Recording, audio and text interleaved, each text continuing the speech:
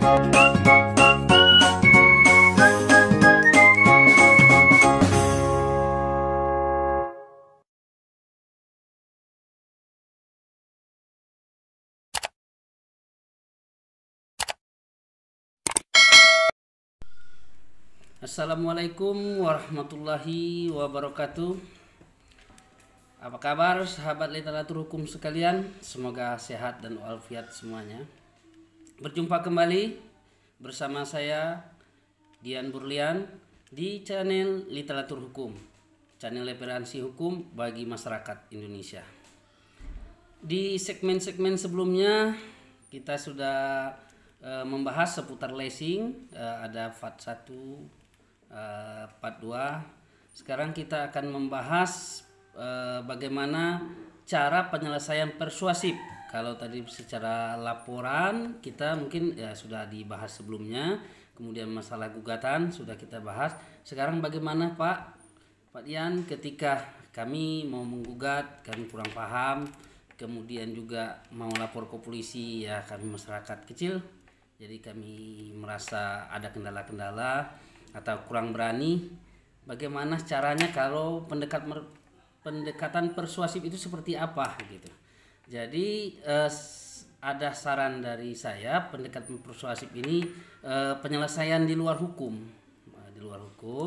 Jadi kita berupaya, tapi kalau misalnya kendaraan sudah ditarik oleh leasing ya dengan cara kekerasan atau tidak kekerasan, Anda langsung mendatangi di mana tempat perusahaan pembiayaan Anda. Jadi ketika misalnya Anda di BCA Finance atau mungkin di Adira Finance atau FBF dan lain sebagainya, Anda mendatangi dengan mempersiapkan alasan kenapa mungkin kendaraan Anda bisa menunggak, mungkin kena sakit, ekonomi dalam keadaan kolab dan lain sebagainya, sehingga alasan bisa diterima oleh pihak leasing.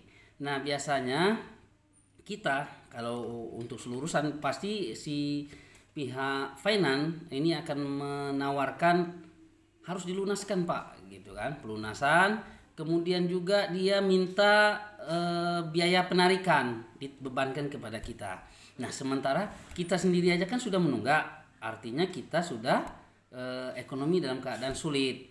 Jadi kita terima tawaran tersebut, kemudian kita tanya bagaimana solusinya. Misalnya Anda punya uang berapa, kami hanya membayar pokoknya saja Bu.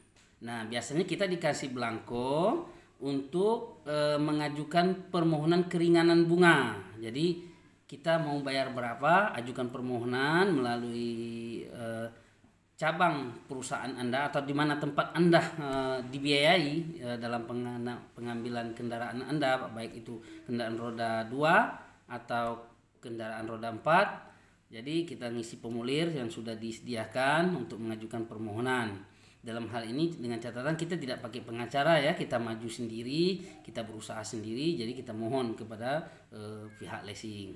Kemudian sudah diajukan permohonan, biasa itu ada waktu 1 atau 2 minggu baru jawaban Anda terima. Apakah nanti itu diterima tawaran Anda atau tidak. Biasanya diterima, cuman mungkin permohonan Anda itu tidak full. Misalnya Anda minta hanya pembayaran pokok, jadi mereka menghapus bunga, mengurangkan bunga atau menghapus, tapi tetap plus biaya penarikan gitu kan. Tentu Anda masih keberatan, Anda bisa mengajukan lagi itu permohonan sampai 3 kali. Ketika juga tidak ketemu, ya itulah berarti batas minimal dari perusahaan menyerahkan kepada Anda. Sebenarnya di dalam aturan tidak ada yang namanya maksimal dan minimal dalam pembayaran kredit bermasalah ini. Yang penting kuncinya ada etikat baik daripada konsumen atau daripada debitur kepada kreditur. Itu saja kuncinya. Ada etikat baik. Jadi Anda memohon dan memohon.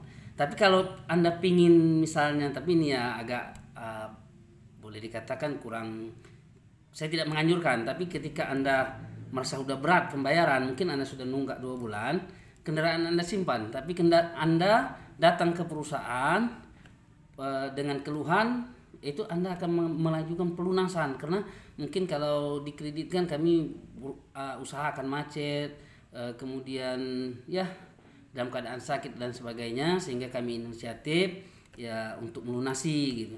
Jadi Anda mengajukan itu, tapi poinnya kendaraan masih di Anda. Ketika posisi kendaraan ada di tangan Anda, nilai lobinya itu lebih tinggi.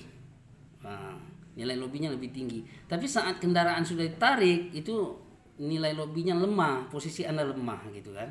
Jadi kalau Anda sudah mulai merasa berat dan ada kendala dalam pembayaran kendaraan Anda, dan Anda tidak ingin ada permasalahan sehingga Anda ingin melakukan pendekatan persuasif, makanya Anda harus segera menghubungi perusahaan pembiayaan tempat Anda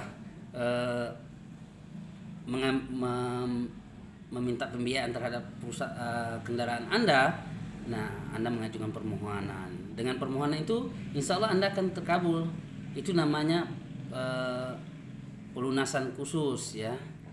Jadi Anda akan diberikan kemudahan-kemudahan.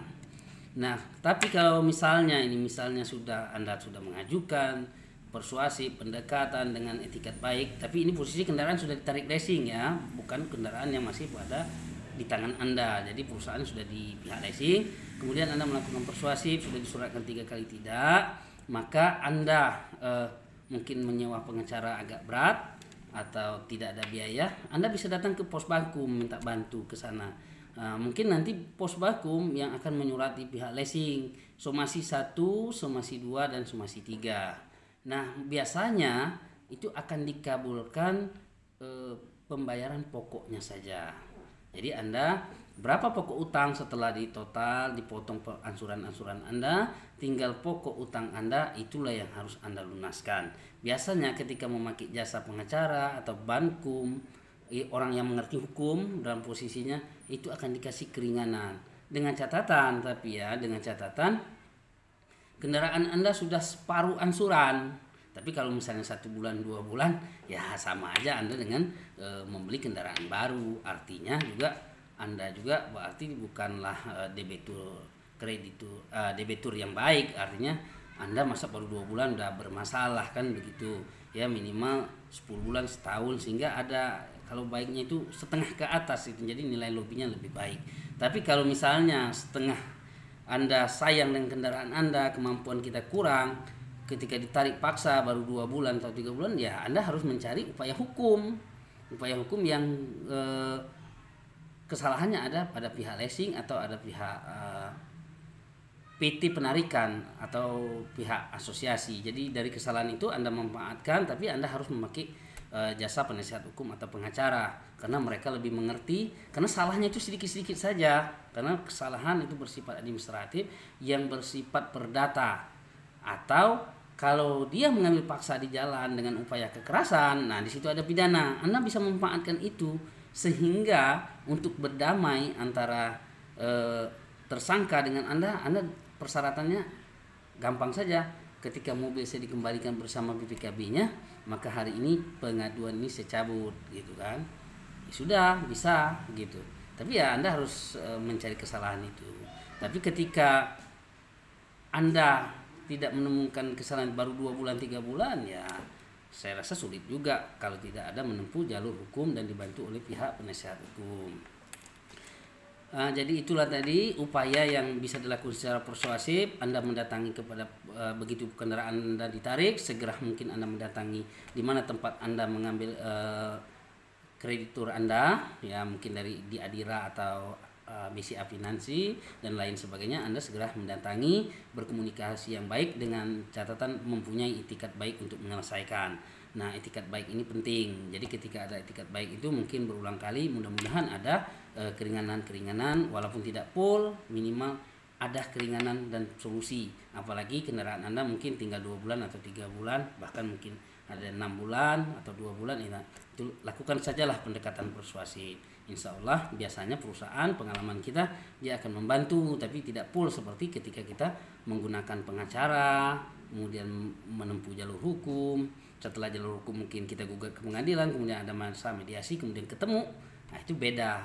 Ini kita orang biasa, kita orang awam yang mungkin tidak mengerti dengan hukum, kemudian tidak berani melaporkan kepolisian, makanya kita melakukan pendekatan persuasif kepada pihak perusahaan pembiayaan. Ada sih keringanan ada. Jadi itulah yang dapat saya sampaikan kepada sahabat literatur hukum sekalian. Kalau ada mungkin yang ingin ditanyakan karena Pak saya ini masyarakat awam kurang begini, kurang paham, silakan ditanyakan di kolom komentar ya. Nanti dibuat di kolom komentar, insya Allah pasti saya jawab. Nah, lebih dan kurang saya mohon maaf. Wabillahi taufiq wal hidayah. Wassalamualaikum warahmatullahi wabarakatuh.